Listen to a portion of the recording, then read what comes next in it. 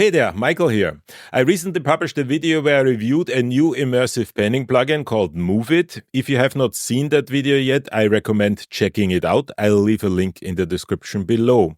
A couple of people have reached out to me asking what a good alternative to this plugin would be, and I've therefore decided to create this follow-up video listing my favorite immersive panning plugins. And this is what we're going to do today. 4 immersive panners ranked from my least favorite to my most favorite. Let's jump in.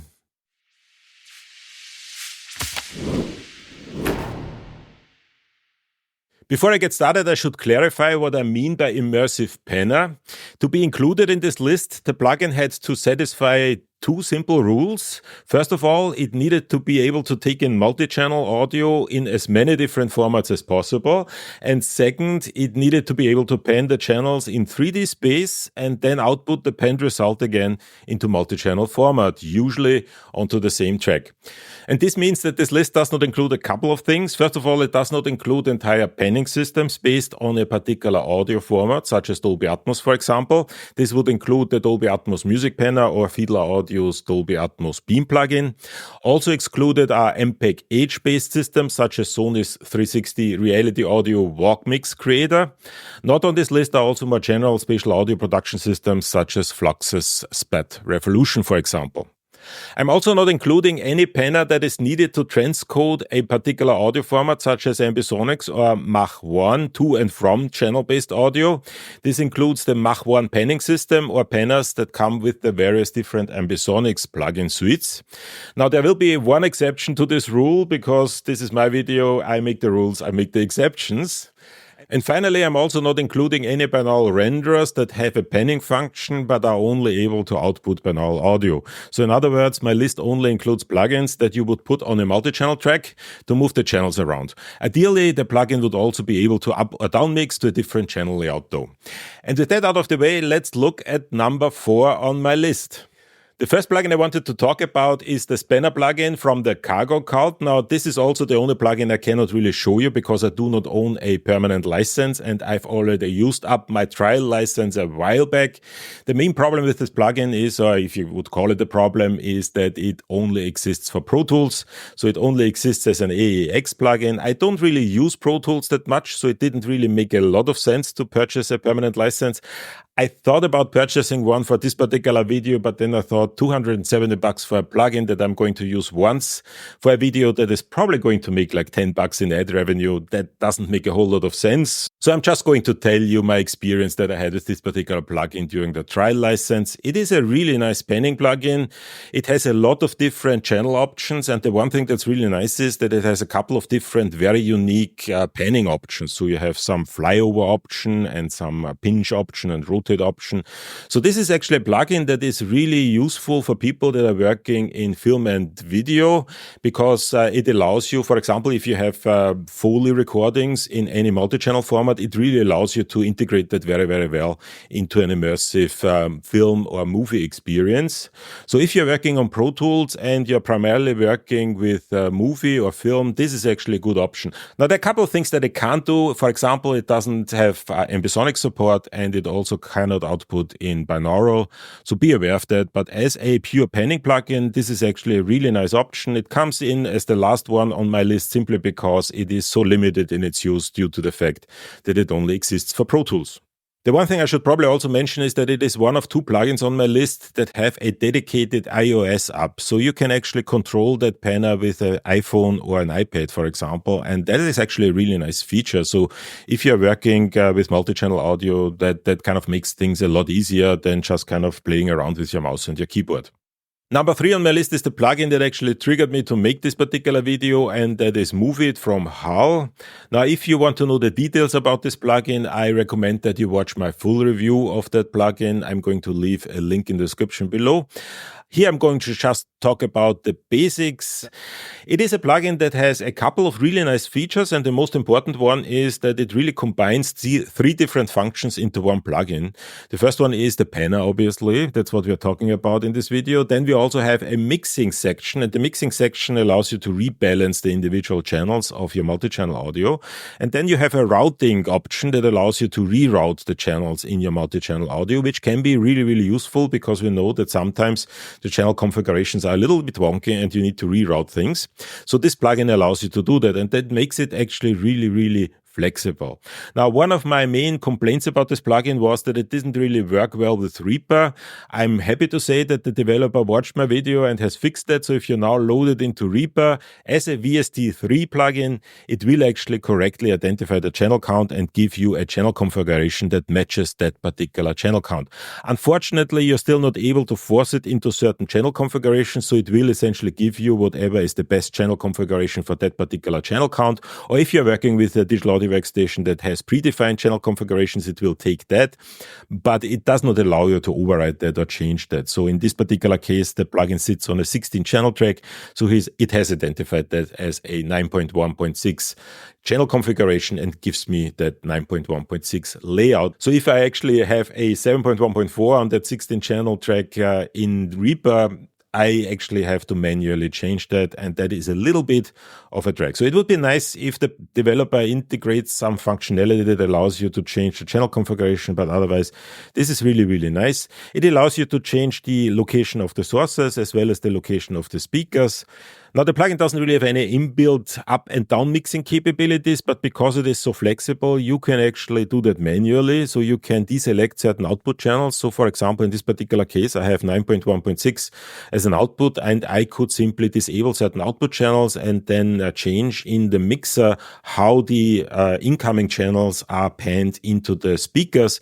And that would technically allow me to do some down mixing or even up mixing if I want to, but it doesn't have that inbuilt, and that would actually be a nice addition. So my recommendation for the developer would be to really implement something that allows me to force the plugin into an input and an output channel configuration, and then have some predefined presets that essentially convert the input configuration properly into the output configuration. The other two things that this plugin is not really capable of right now is it does not have any ambisonics capabilities, which makes sense because of the way this plugin is positioned. And most importantly, if you're working with Cubase or Nuendo, it doesn't show up as a panner in Cubase or Nuendo. So you actually have to put it as a plugin into the actual track, and you cannot use the panning function in Nuendo, which is also a little bit of a disadvantage. Would be nice if the plugin developer would implement that. Now, before I continue to the second spot, I'd like to throw in one honorary mention, and that is Pentio Pro Plus from Perfect Surround. Now, this is technically not a panning plugin. It's an upmixer, downmixer, but it has one feature that makes it really useful also in connection with panning, and that is the fact that it has an unbelievable amount of channel configuration. So if you go into the input channel configuration here, for example, you have all kinds of surround options, Atmos options, things that you're not going to see in any other plugin. You have immersive options, aura options. You also have Sony's 360 reality audio options, for example, like a 9.0.4, which I believe is the standard output configuration for the Walkmix creator. And you have ambisonics options up to 7th order ambisonics. And it is this ambisonics that actually also allows you to use that as a panner, even though it's technically not a panner. What you can do, for example, if you want to pan 7.1.4 is you can use one instance of Pentio Pro, and you can convert the Atmos or whatever input configuration you have into 7th order ambisonics. You can then use a 7th order ambisonics rotator plugin, which is there are 3 options out there, and they are very easy to implement and very light on your resources. So you can use this rotation tool in ambisonics in order to rotate your audio, and then use a second instance of Pentio Pro Plus to convert the 7th order ambisonics back into whatever channel configuration you like. So this is actually very flexible, and you can use it as a panner even though it isn't one. But if you are working with very obscure channel layouts, this might actually be your only option, which is the reason why I threw it into this particular list. Now, if you've watched my channel for a while, you know that I have my grievances with this particular plugin, and the main grievance really is the price tag. This is incredibly expensive. In the version that I have here, which has all these individual configurations up to 7th order ambisonics, it comes in at $799, which I think is a little bit excessive. Now, in case you're wondering, I didn't get a free license for that, actually, to purchase that. Now, fortunately, I was able to purchase an educational license, so I didn't pay $800 for it, but I think it was still like $400 or something. So that's still a lot of money. So be aware that if you are working with Pentio Pro Plus, this is going to be an expensive route. If you are, however, working in a professional environment where that type of, kind of expense makes sense given the work that you're doing, then this is actually not a bad option as a panning plugin. And that's why I include it in this list, even though it's technically not a panner.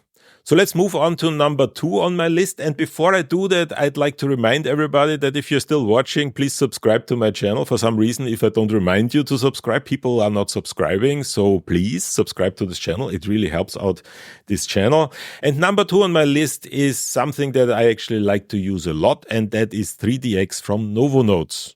Now, there's a lot to like about this plugin. First of all, it has a lot of channel configurations, which include ambisonics input and output options, and also binaural output options, for example. So it also works as a binaural renderer. One of the disadvantages is that it doesn't have higher channel count. So if even though I'm on a 16-channel track and I would expect that this plugin could take in 9.1.6, that is something it can't do. So it maxes out at 7.1.5, which for most of the cases you're going to use this plugin is fine. It's just a little bit of a disadvantage. Not quite sure why they don't implement any of the 9.1 point something speaker configurations, but that's essentially what it is. Now, the plugin has very nice planning features, and these planning features actually open up themselves if you click here on the advanced tab.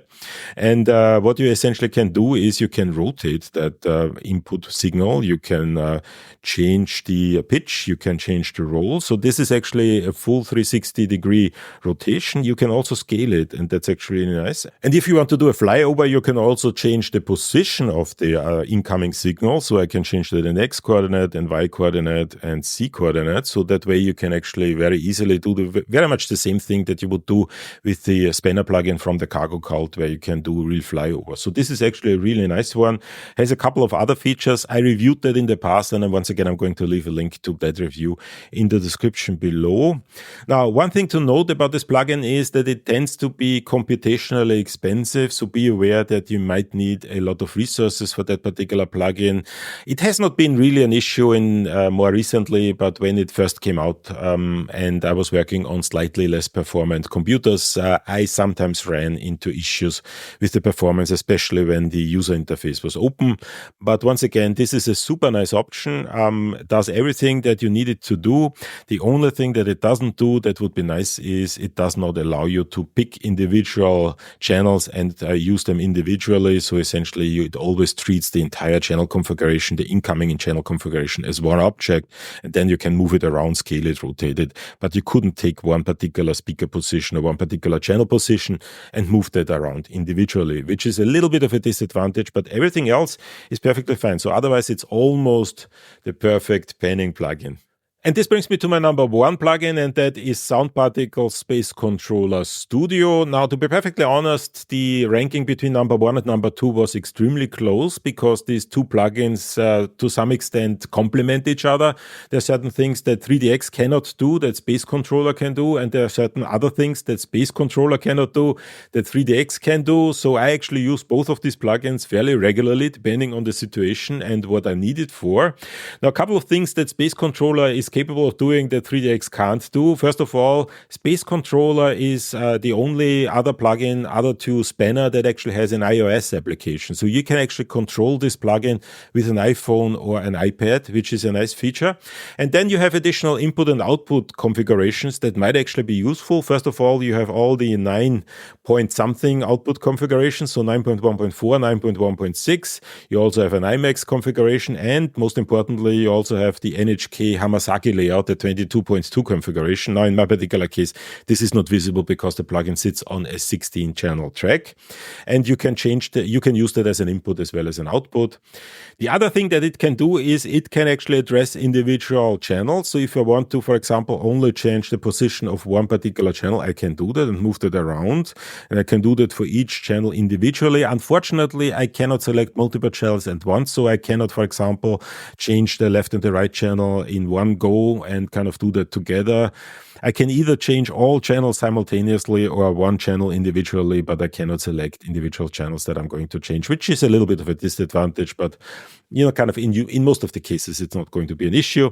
The one thing that it cannot do is it is less flexible in terms of the panning options. So we do have a rotation option, but we can only rotate horizontally. So there is no possibility to rotate in three-dimensional space. Unfortunately, if that is important to you, you actually have to use 3DX. You cannot do any more complex rotation with sound particles. It only allows you to rotate horizontally, which, quite frankly, in 95 to 99% of the cases is probably everything that you need it to do. There's also no possibility of sort of scaling, but you can usually kind of get around that with kind of changing the gain of the individual channels. So that's not really that big of a deal. But other than that, this is a fairly complete plugin that I actually like to use a lot. It also never had any computational issues, at least not for me. It works perfectly fine.